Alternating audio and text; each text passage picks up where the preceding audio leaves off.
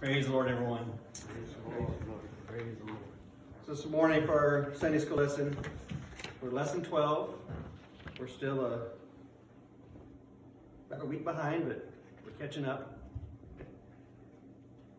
But as we always say, God's always got His timing, and everything has fallen into line with these lessons. We've been talking about holiness the last several weeks, and Brother Wicker's been preaching on that. And to me, faithfulness kind of goes in line with holiness. They kind of go hand in hand. If you're holy and you're living holy, you're probably going to be faithful to the house of God. Right. So today is actually faithful to God. As the world becomes more wicked, we must stand strong in our faith. Our lesson text is Genesis 5, verses 21 through 24, Hebrews 11:5, and Jude chapter 1, verses 3, 4, and 14 and 15. So to start with Genesis. And Enoch lived 65 years and begat Methuselah. And Enoch walked with God. After he begat Methuselah 300 years, he begat sons and daughters. And all the days of Enoch were 365 years. And Enoch walked with God and was no more, for God took him. Hebrews 11:5 says, by faith Enoch was translated that he would not see death, and was not found because God had translated him. But before his translation he had this testimony, that he pleased God. Jude 1 verses 3 says, and this is also our focus verse, Beloved, when I gave all diligence to write unto you all the common salvation, it was needful for me to write unto you and exhort you that ye should earnestly contend for the faith which was once delivered unto the saints. For there are certain men crept in unawares, who were before of old ordained to this condemnation, ungodly men, turning the grace of our God into lasciviousness, and denying the only Lord God, our Lord Jesus Christ. And Enoch, verse 14, and Enoch also the seventh from Adam prophesied of these things, saying, Behold, the Lord cometh with 10,000 of saints, to execute judgment upon all, and to convince all that are ungodly among them all their ungodly deeds which they have ungodly committed, and all their hard speeches which ungodly sinners have spoken against him. So our culture connection is called the author of our faith. William Sidney Porter was born in Greensboro, North Carolina on September 11th, 1862. In the early 1890s, Porter was employed as a teller bookkeeper at the First National Bank in Austin, Texas. Regrettably, funds were unaccounted for during that time, and Porter was charged, convicted of embezzlement, and sentenced to 5 years in prison. Though he had begun writing previously, he honed his skill greatly during his incarceration. Thinking that his current status might limit his publishing options somewhat, he selected a pen name of O. Henry. Under the pseudonym, he became one of America's most prolific authors of the short story, at one point producing one a week for over a year. His particular style incorporated one unique literary device. He was the master of the twist ending. Just when the readers thought they could anticipate where the plot line would proceed and how the characters would act, O. Henry would jar them with a total unforeseen and unexpected development. The joy of reading his books was found largely in the last few lines, when his mastery would be demonstrated. In similar fashion, God has demonstrated his mastery over all the final pages and lines of his written word as well. There we can find in the unfolded plan that he had in mind from the beginning. Unlike the work of O. Henry, where reading the end of the first can spoil the pleasure, reading the end of God's book only enhances our joy on the journey. Small wonder that Jesus is called the author of our faith. President Theodore Roosevelt lauded the virtues of faithfulness and perseverance during a May 7th, 1903 address at San Bernardino, California. His comments apply to Christians' lives as well. Roosevelt reminded his audience of their pioneer heritage and the grit their predecessors displayed. Remember that the chance to do great heroic work may or may not come. He said if it does come, then all that there can be to our credit is faithful performance of everyday duty. If the time for the showing of heroism does come, he added, you may guarantee that those who show it are most likely to be the people who have done their duty in average times as the occasion for doing the duty arose. Our world emphasizes flashiness. Western culture celebrates talent, usually with little or no regard to the character. God, on the other hand, rewards faithfulness. Flashiness may catch the attention of the masses and generate 15 minutes of fame, but faithfulness catches God's eye. And while the world's favor quickly fades, and the benefits of faithfulness are eternal. So Enoch was first introduced to us in Genesis. It doesn't say a whole lot in Genesis about Enoch. In fact, it says here that he's mentioned in 7 verses. 7 verses with a mere 97 words. And that was basically what we just read. More information is provided about Enoch's ancestors and his offspring than about him and his activities. But it does say that Enoch, multiple times, he was faithful, or he walked with God, and God took him. Interestingly, Genesis also does not record any words that Enoch spoke. We must wait until we reach the book of Jude before learning what Enoch said. But Genesis does offer insight to the sort of man Enoch was. Twice in 7 verses, Moses observed that Enoch walked with God. I looked up in my study Bible here. I was actually looking up Hebrews 11:5. That it referred to walking with God. The notion of walking with God reflects a conscious awareness of living all of life, whether worship, work, or play, in God's presence.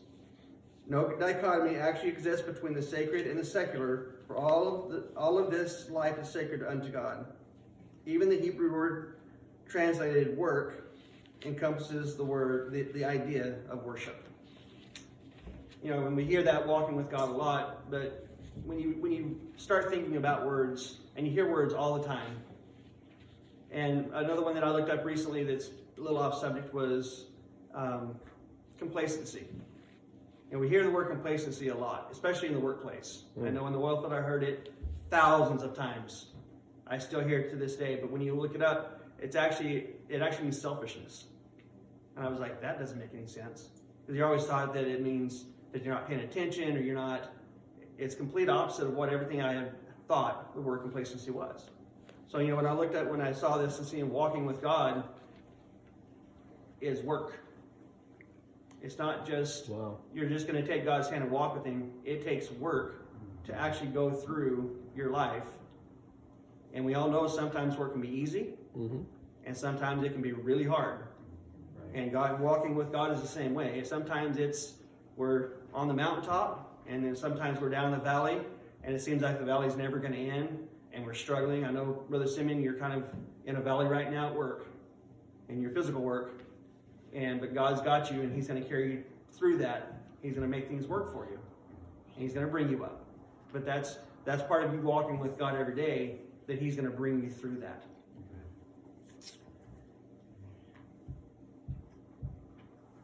When all is said and done, our walk is far more than words can ever express. Enoch's walk with God was more than a casual stroll. He walked with God after he begat Methuselah 300 years, and he begat sons and daughters in Genesis 5:22. If Enoch had any inclination to abandon the path of righteousness, there undoubtedly were plenty of opportunities to do so. But Enoch was faithful through 3 centuries of the joys, sorrows, trials, travails, and triumphs that every life and family encounters. Through it all, there was one constant. Enoch walked with God. He prophesied to the unfaithful. The New Testament does offer a few details about Enoch's life that are not mentioned in the Old Testament account. When Jude warned the readers of his epistle about the dangers presented by false teachers, He hearkened back to Enoch for an example of how to confront ungodliness. Jude cited a prophecy recorded in the book of Enoch, an apocryphal work whose authorship is traditionally attributed to its namesake. And I've actually been seeing some stuff on the internet about this book of Enoch. You know, something I've never heard about. And it's actually a book that was found years later and in the Dead Sea Scrolls, but it was supposedly written before the flood, and it was found after. That's why it's not part of the Bible, because they can't actually make it, you know, they can't coincide it and actually say that it's part of, that it should be part of the King James Version. Sure. Because it's just too late that they found all the information. But Jude does actually quote from what they say the book of Enoch. Behold, the Lord cometh with 10,000s of saints to execute judgment upon all. So Enoch's message had two elements. The Lord cometh, and he's going to execute his judgment. And this is before Jesus was on earth. This is, way before even God decided to execute judgment on the earth with Noah, which was his great-grandson. Was he talking about that, or was he talking about the end times that we're dealing with now? It could be both. But it is a prophecy that he had. We don't think of Enoch as a prophet because there's not much mentioned about him. But the other prophet that was taken as Enoch was Elijah. So Elijah walked with God as well. He did what he was supposed to, and God took him. Yep. Jesus himself described the time of his return in similar language when he told the parable of the sheep and the goats. If you remember, that's where he talks about, when I was sick, you fed me. When I needed clothes, you clothed me. When I was naked, you clothed me. When I was down, you helped me. And the people say, well, Lord, when did I help you with this stuff? When did I do this stuff? He said, well, when you did to the least of these, you did it unto me. Right. And he turns to the others and say, you didn't do any of these things. And that's actually in Matthew 25, verses 31 through 46, is where he's talking about that parable. And he tells the goats side, the ones who are considered the goats. He says, you didn't help me when I needed this. You didn't do you didn't do any of the things that I wanted or needed. And so, because you didn't help me, then you get to go to hell with the devil and his angels and his demons.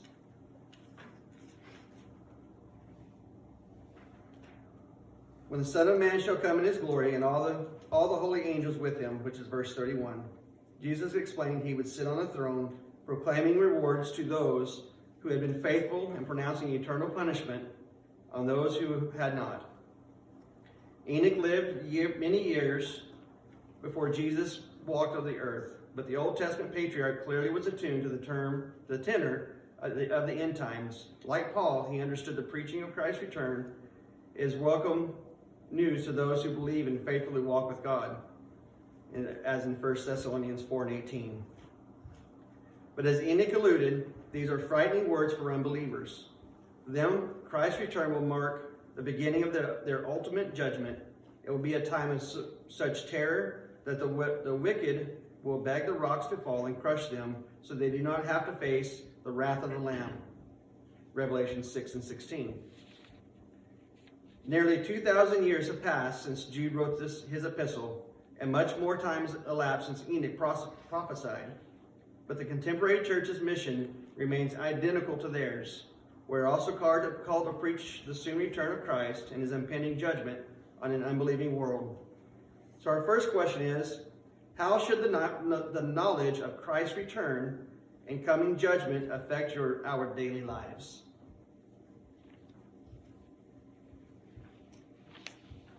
Anybody? One more time. Ask it one more time. How should the knowledge of Christ's return and coming judgment affect our daily lives? Should be a great reminder to us that we need to live accordingly. We need to live righteously, so we're not the ones that the judgment's going to come upon. And we can be the saints that come, that are with him, that come to exact judgment. Anybody else? Something probably we ought to think about every day, you know. When you get up, or just meditate on it, think about it. It affect the way you go through the day. Right. Absolutely. And something to remind others of, that we know, and they don't understand that we don't have the time to goof around. We have to make our decisions and move forward Right. with how we're gonna live, and encourage others to do the same. Yeah, I mean, to me, that it says that we should live our life like this is the day that God is coming back. And that's, to me, that's how it should affect us. It should be, I mean, we should live our lives every day anyway unto God. Right. But if we live every moment as if it's our last, and we live holy and we live by faith and we walk by faith, then we shouldn't have to worry or fear about the judgment, because we know we've done what we should have done to begin with. You know, and I know we've talked about Noah in the past, but Noah, I mean, that's the way he lived when he was building the ark, and he preached every day, and those people just, kind of like we do today, they just, yeah, that's never going to happen. Mm-hmm. It's just something that people have been saying for hundreds and thousands of years, and he's never coming back. It's just to scare us. You're just trying to get our money. You're just trying to get this. But the truth is, he is coming back, and it could be at any moment, because he does say that there's no man knows the time or day, and it's going to be in the moment, the twinkling of an eye, that he takes us. And so if we live every moment as if it was literally the next moment we're going to be taken, then that's how it should affect us and how we should live our lives accordingly. And then God will always say, well done. Right.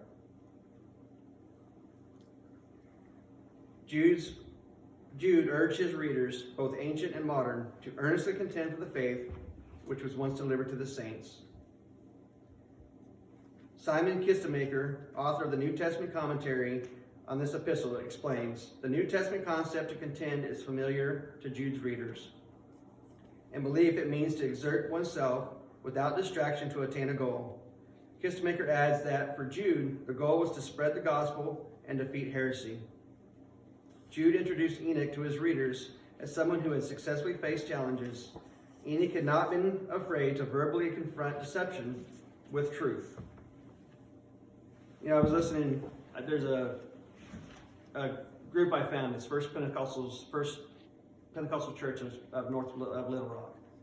And in there, it's Brother Urshan is talking. He tells a story about I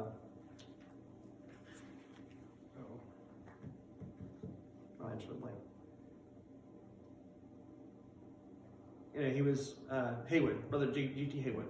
He's telling about they're actually going up against these Trinitarians, and this is the early 1900s. Mm-hmm. And these Trinitarians, this one guy gets up who's well respected, and he says, "Don't pay attention to this man. He's preaching heresy. He's preaching false doctrine.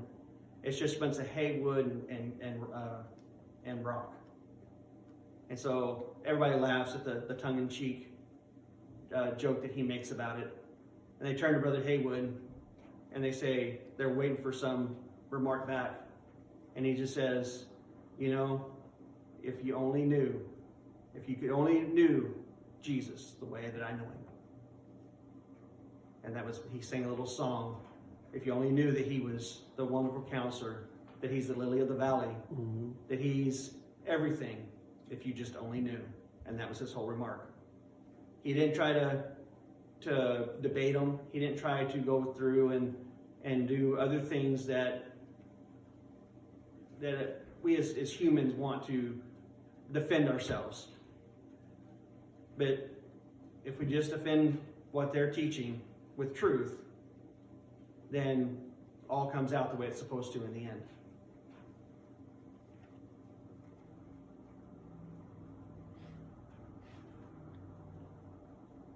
Enoch walked with God. He did not allow himself to be dragged down by degenerating culture. He remained faithful. While it is important that we defend truth with our words, it is even more important to model it with our walk. Truth can never truly be defeated as long as someone somewhere is faithful living it out.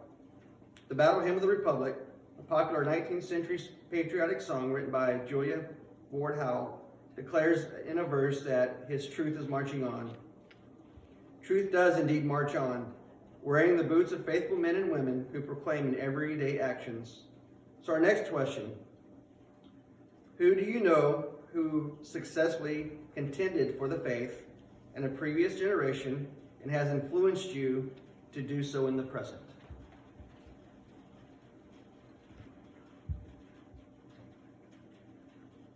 One more time.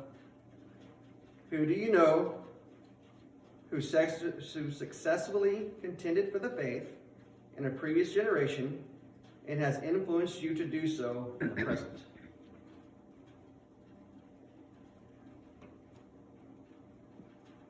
Anybody? Be a think on that question. Huh? That might be a take it home and think on that question. Sure. No, but my grandmother, I was going to say my mom. she served the Lord for, she's had the Holy Ghost like 70 years, Mm-hmm. 72 years, I think. She lived for the Lord for 72 years. Right. And Sister Churchill. Mm-hmm. And these are people that serve God faithfully their whole life, you know. They're the ones that encourage us that we can do the same thing. Absolutely. Yeah, I mean, there's a lot of that have went on before us, or any could even still be alive that have inspired us or that have contended with the faith. And yeah, they're a previous generation, but we carry on their legacy. You know, I was thinking about this last night. You know, I thank God that Mom and Dad made us get up and go to church and set our foundation early on, so that as we got older, and there's the times that her kids have left the church, but I'm back because that foundation was set so strong. Mm-hmm. And that's what helps with the faithfulness. I mean, this is faithful unto God, but one of the ways we're faithful unto God is showing up to church when the doors are open. Not just Sunday morning, but coming to prayer, coming to Wednesday night service, if you can make it, for the youth to youth service on the first Friday of every month when we actually have a service. I mean, those are extra services. I know the Crumb Packers have showed up, and I'm pretty sure they were blessed the times they've been here, because these kids, it's amazing hearing them get up behind the pulpit and preach. Yeah. I mean, they've got an anointing on their lives. They've got a calling, and they do very well with that. And to me, you can't get enough preaching. You can't get enough prayer time, because as soon as you stop listening to it, as soon as you stop praying, your flesh wants to take over. Yep. And that's our flesh is so strong in that way. And it's not that we're a bad person because it does that. That's just how we're designed. And so we have to walk with God, and we have to walk in faith with God every day, so that He keeps us from that. So when the flesh says, "Well, let's go do this instead of," we say, "No, we need to do this instead." And we're Brother Wicker's preach, whatever you feed is what's the strongest. Yep. If you feed your faith, you feed the Spirit, then the Spirit's going to lead and guide you in the ways you need to go. Genesis concludes its brief account of Enoch's life by describing his unusual exit from earth. And Enoch walked with God and was not, for God took him. Genesis 5:24. Moses offers scant detail about the nature of Enoch's departure, but the writer of Hebrews shed a light on the subject. By faith, Enoch was translated that he should not see death. Hebrews 5:11 says, adding, God had translated him. The theme of Hebrews 11 is, of course, faith. And the writer noted that Enoch's faith in God is what caused him to be translated that he should not see death. While we do not know exactly what happened or how, we do know that Enoch did not die a natural death. Hebrews uses the word translated from the Greek methotythme, which means to transfer or to change. It also means to go or pass over. In all Scripture, only the prophet Elijah experienced a similar exit. Jesus even had to die first before he could ascend into heaven. Right. But Paul promised that at a future point in time, all believers who are alive on the earth will experience a similar transformation. 1 Corinthians 15, verses 51 and 52. So how does being a Christian change your perception of death?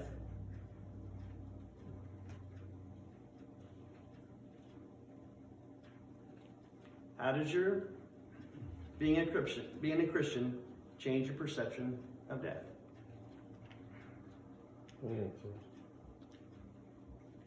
you have, I guess, you have better understanding than other people in the world who just walk in like this black curtain all the time, not knowing what's around the corner, don't know what to do, you know, they're just walking. You know, it's darkness, they don't understand, you know, at least us as Christians, we have a little bit of a light at the end of the tunnel that we can kind of see and follow, you know, whereas them, they don't know what the next thing is around the corner for them, you know, they're just walking. Right. Anyone else? You don't have to be afraid, you know what's coming, and you're looking forward to it. Exactly. That's my thought on it. I mean, Yeah. if as a Christian, if you've lived the life that God has put forth, there's nothing to be afraid of. Yeah, it's fear at all. You know, when there's another song that I've heard, and the family's laying around and they're crying because their loved one's about to die, and she says, "But look what I'm giving up for my place in glory." You know, I'm giving this up for a mansion. I'm giving all this pain, this heartache, this world. I'm giving it up for my mansion that I'm fixing to go to. And you know, that's how we should be as Christians. We should be, yes, death is a sad thing for all of us, for the ones who remain, but it should also be joyous for the ones who know that our loved one has made it and is went on to heaven. And should make us want to strive that much harder to continue living for Him, so that we can see our loved one in heaven when the time comes. Right. Anyone else on that? So our faith in God gives us hope that our end will be like Enoch's. But in the meantime, present-day Christians have something else in common with this ancient patriarch. We live in a fallen world that seems to slip a little further every day. Jesus compared the world of Enoch's time, the days before the flood, to the ways things would be in when He returned. Like Enoch, we're surrounded by wickedness.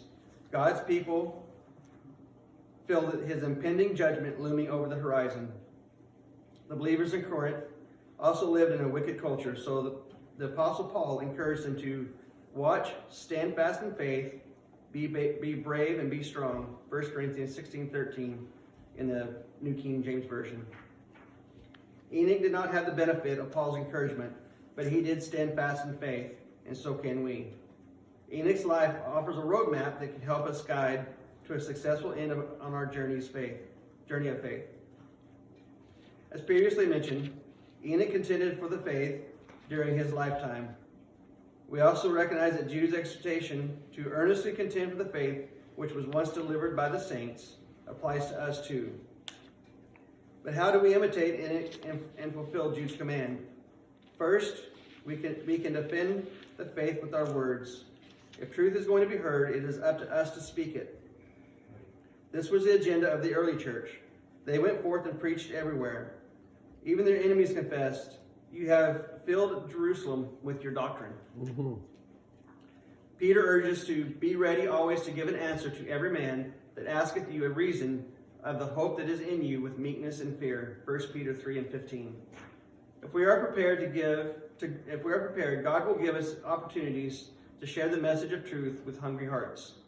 I know there's times I'll be talking to guys at work, and things just start coming to my mind. I know I've been in this church for a long time, and I've heard a lot of preaching, but try and remember all of it can be a little daunting sometimes.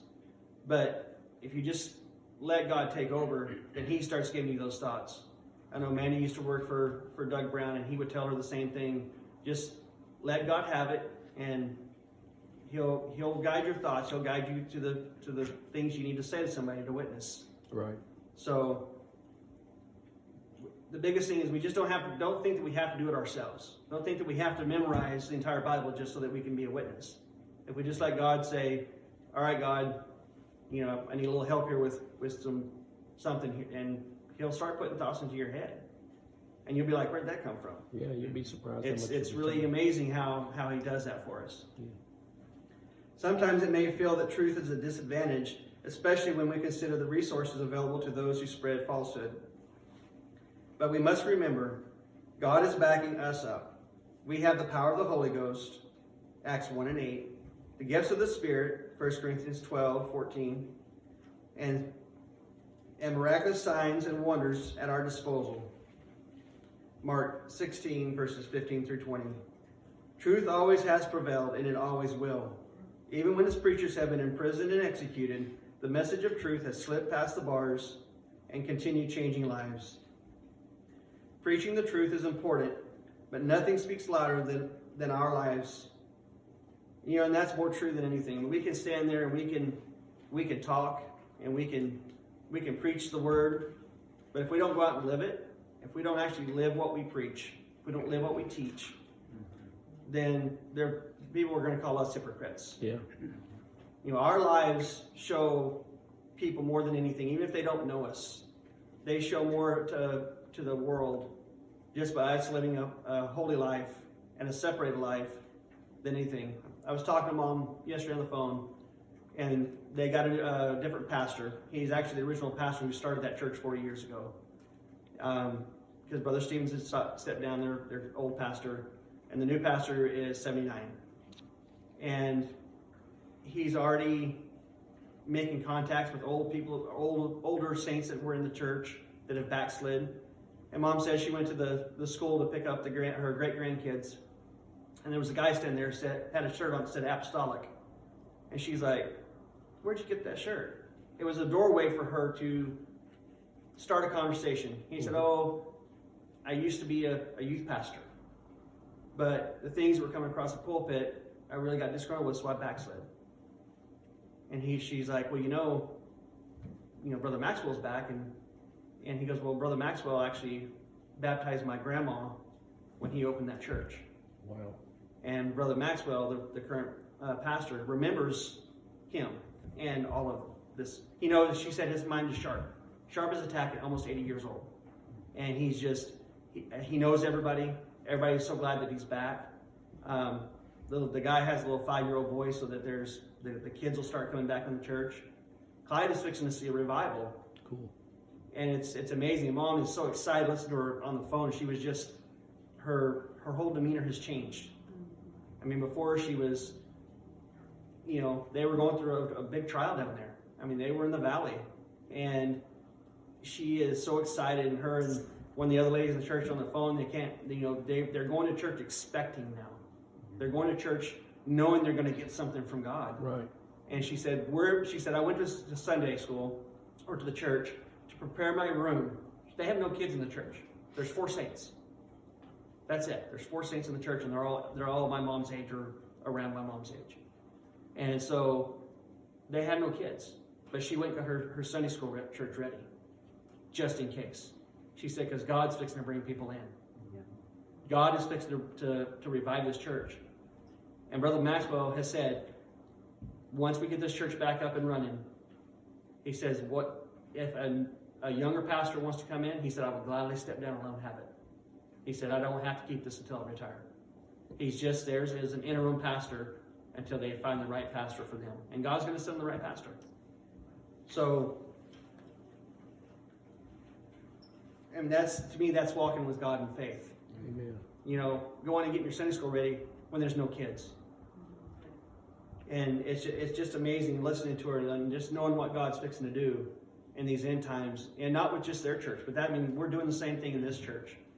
We haven't seen a lot of growth, but we're laying our foundations for that. Amen. We're getting everything set up, getting everything ready. So as soon as those people start coming in, we're ready. We're ready to handle what God is going to give us. Praise God. That's right. God has left us in this world to contend for the faith. With His help, God certainly is helping us. We can remain faithful to our calling, just as Enoch was faithful to his. So question, What does it mean to contend for to contend for the faith?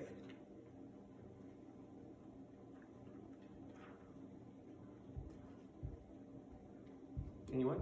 Focus on what lies ahead for us in the end times, Mm-hmm.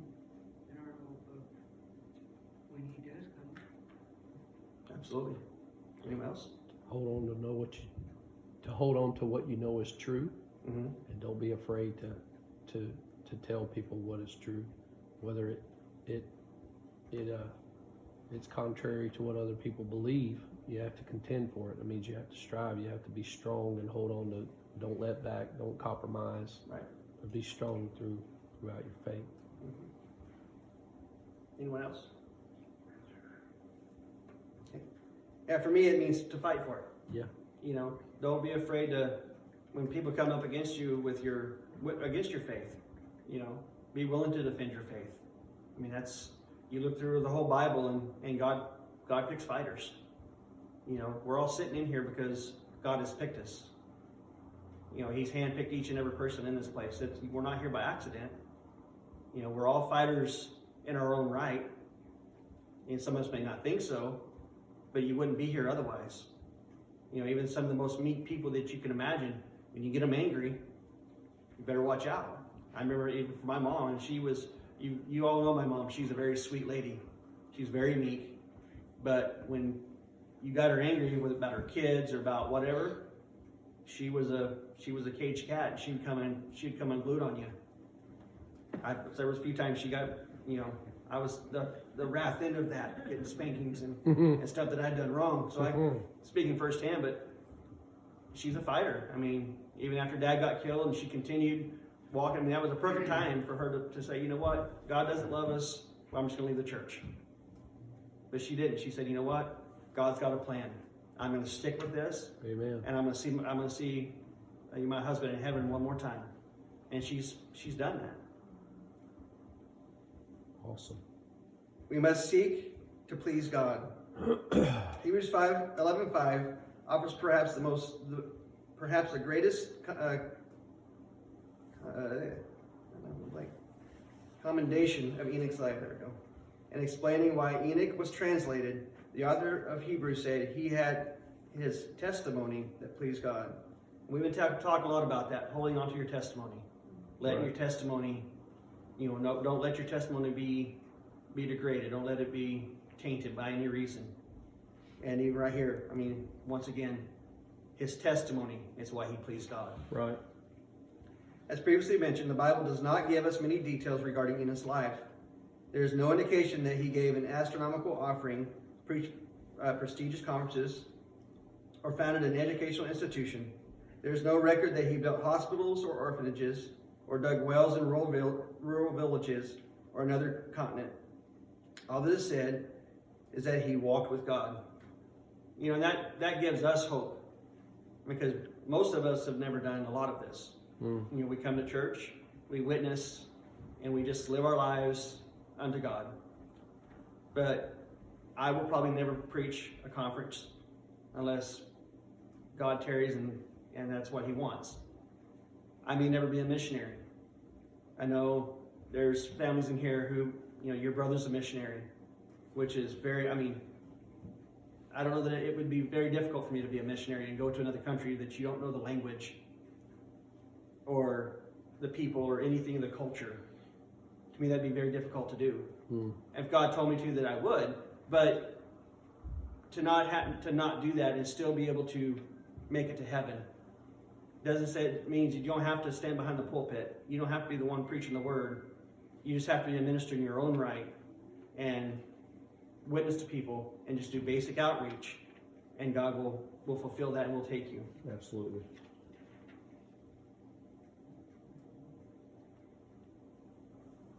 Nothing pleases God more than people who faithfully walk with him. We may never accomplish anything that impresses the world, but that will be all right, provided that our faithfulness pleases God.